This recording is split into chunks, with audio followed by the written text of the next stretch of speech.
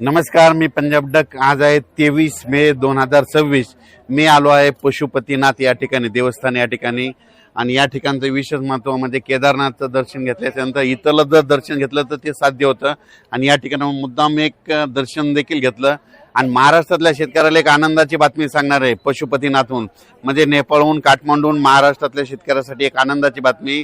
महाराष्ट्रामध्ये सांगायचं झालं तर म्हणजे केरळमध्ये जवळपास 30 आणि 1 तारखेला मान्सून तिथं दस्तक देणार आहे, म्हणून सर्वप्रथम महाराष्ट्रातल्या शेतकऱ्यासाठी आनंदाची बातमी।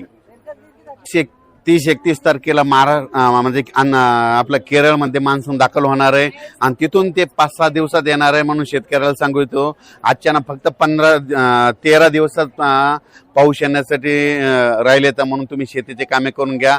30 आणि 31 तारखेला मात्र केरळमध्ये मान्सून येईल, तिथून ते 5 ते 7 दिवसांमध्ये 7 जूनच्या दरम्यान महाराष्ट्रामध्ये देखील पाऊस येऊ शकतो, मान्सूनचा पाऊस येतो। तोपर्यंत महाराष्ट्रामध्ये अवकाळी स्वरूपाचा, विखुरलेल्या स्वरूपाचा पाऊस पडणार आहे, म्हणून हा अंदाज लक्षात घ्यायचा।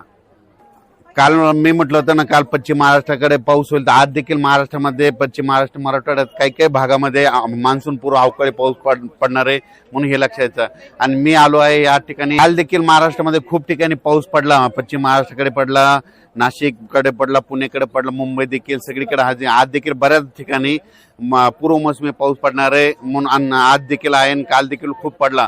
म्हणून शेतकऱ्याला सांगू इच्छितो की आणखीन ह्यामध्ये 5-6 दिवसमध्ये असाच विखुरलेल्या स्वरूपाचा अवकाळी पाऊस, विखुरलेल्या स्वरूपाचा पडणार आहे।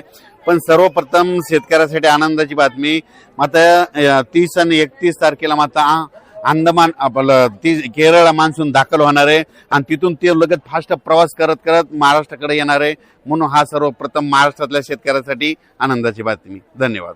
आणि हे जे मी जे आलो ते पशुपतीनाथ हे म्हणजे देवस्थान आहे, या ठिकाणचं विशेष म्हणजे असं आहे की केदारनाथचं जर दर्शन घेतल्याच्यानंतर या ठिकाणचं दर्शन घेतलं तरच ते साध्य होतं, सफल होतं, म्हणून या ठिकाणी दर्शनाला यावंच लागतं। म्हणून या ठिकाणी खूप दर्शन देखील आमचं चांगल्या स्वरूपाचं झालं। धन्यवाद।